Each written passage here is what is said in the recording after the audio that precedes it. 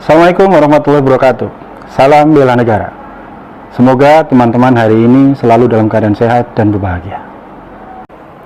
Seperti biasa, kita akan belajar bersama hari ini. Hari ini materinya menurut saya sangat menarik. Jadi, jangan kemana-mana. Silakan siapkan makanan atau cemilan, dan juga jangan lupa minumannya. Mari kita belajar bersama.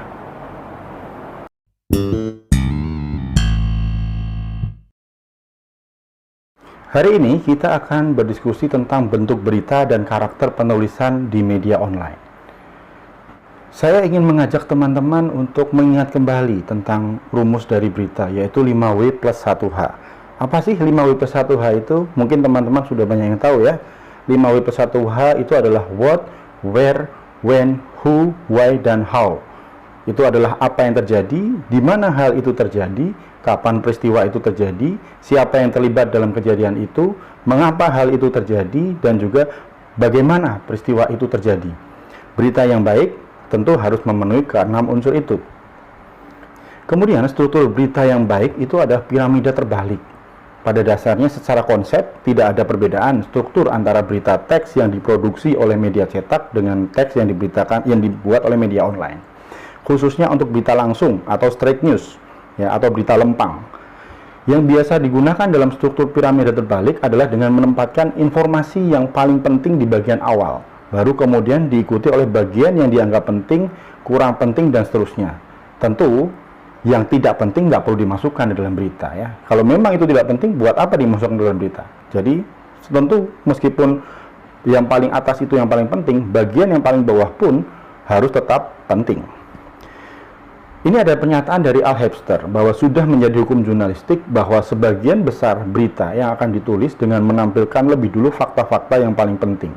Bagian yang paling penting itu kemudian dituangkan dalam lead atau teras, yaitu adalah bagian kepala atau alinea pertama dari berita. Struktur piramida terbalik ini diciptakan oleh The Associated Press untuk menuliskan berita pada akhir abad ke-19. Struktur piramida terbalik dibuat untuk mempermudah pembaca yang pada saat itu sudah mulai menunjukkan irama kehidupan yang semakin cepat, ya. Dan waktu untuk membaca pun pada saat itu semakin sempit. Pembaca harus dilayani dengan berita yang mendahulukan atau segera mengungkapkan fakta terpenting atau fakta yang paling menarik pada bagian awal berita. Baru kemudian disusul dengan fakta atau yang berkaitan sesudahnya. Struktur piramida terbalik ini memungkinkan pembaca untuk memperoleh inti cerita pada awal berita dan memberikan peluang untuk tidak harus membaca seluruh berita bila memang dirasa tidak perlu. Siapa yang diuntungkan dengan piramida terbalik? Ya, yang pertama diuntungkan jelas adalah pembaca. Susunan berita bentuk piramida terbalik memungkinkan pembaca untuk diuntungkan dalam hal efisiensi waktu, karena pembaca bisa langsung mengetahui informasi yang paling penting dari berita. Bentuk ini juga tentu lebih menarik perhatian pembaca. Kemudian yang diuntungkan yang kedua adalah redaktur atau penyunting atau editor di media. Susunan bentuk berita piramida terbalik itu memudahkan kerja redaktur atau editor untuk melakukan pemotongan naskah bila kolom atau ruang yang tersedia terbatas atau sudah tidak cukup untuk memuat seluruh bagian berita. Ini tentunya berlaku untuk media cetak. Ya, ketika berita sudah mau naik cetak, sedang di layout oleh layouter, kemudian kolom yang tersedia itu ternyata tidak cukup, biasanya bagian yang dipotong adalah bagian berita yang paling bawah. Nah, apa arti penting piramida terbalik bagi berita online? Berita online memiliki keterbatasan layar, ya, baik saat diakses menggunakan ponsel cerdas maupun saat diakses menggunakan komputer meja. Kemudian, pembaca media online itu cenderung membaca sambil lalu atau screening atau scanning. Ya, karena itu perlu memberikan informasi yang paling penting dari sebuah berita pada kesempatan pertama, yaitu ditempatkan pada bagian awal. Nah, struktur berita piramida terbalik itu terdiri dari judul, kemudian yang kedua adalah deadline, itu adalah tempat atau waktu berita itu diperoleh dan disusun, ditempatkan tepat sebelum teras atau paragraf pertama. Kemudian bagian ketiga adalah teras berita, yaitu adalah paragraf pertama berita yang berisi informasi paling penting dan menjadi sudut pandang utama dari berita. Sampai dengan paragraf kedua atau sekurang-kurangnya paragraf ketiga, berita sudah harus menuangkan 5W plus 1H. Kemudian bagian yang paling bawah disebut dengan badan berita. Itu adalah informasi tambahan yang memperkuat atau memperjelas informasi yang sebelumnya dituangkan di dalam teras. Lalu bagaimana cara wartawan, termasuk wartawan media online itu memilih sudut pandang atau angle? Hal pertama yang dilakukan wartawan setelah meliput peristiwa yang akan ditulis sebagai berita adalah memilih dan menentukan sudut pandang. Pemilihan sudut pandang berita sama dengan memilih bagian terpenting dari berita.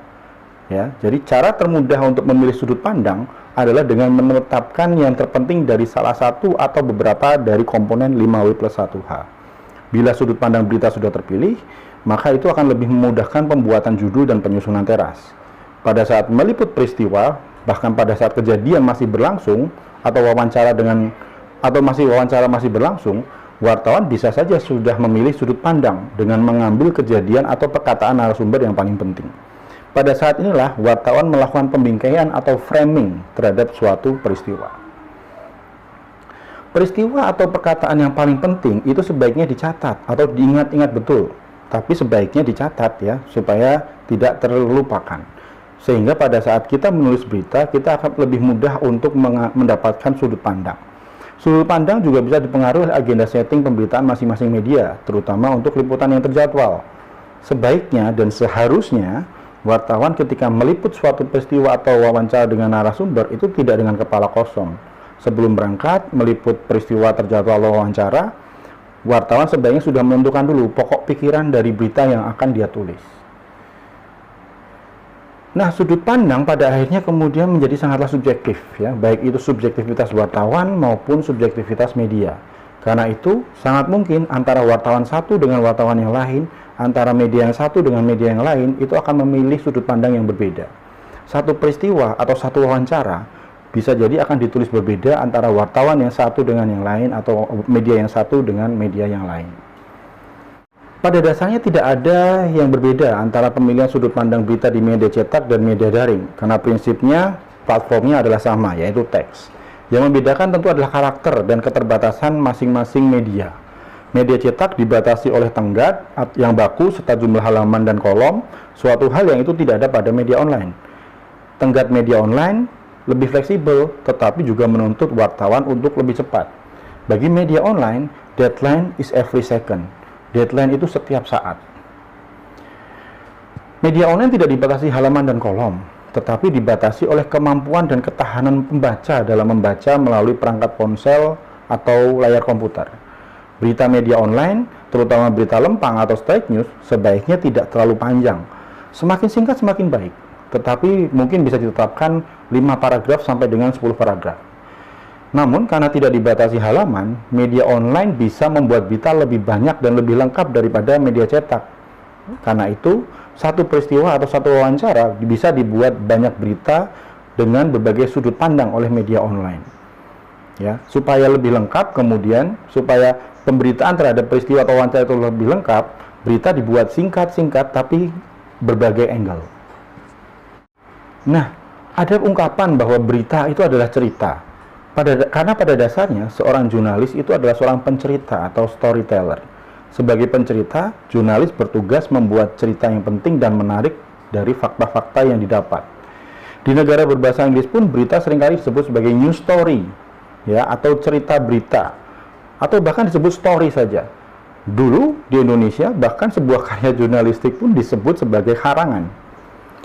Cerita tentu sangat berkaitan erat dengan kehidupan manusia. Jurnalis menulis cerita yang nyata, akurat, dan berdasarkan wawancara narasumber serta pengamatan di lapangan. Yang membedakan berita sebagai sebuah karya jurnalistik dengan cerita atau karangan fiksi adalah berita terkait dengan aturan-aturan jurnalisme.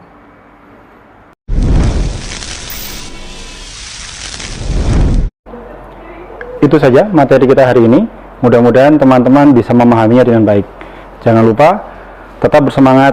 Kita akan bertemu lagi minggu depan. Wassalamualaikum warahmatullahi wabarakatuh.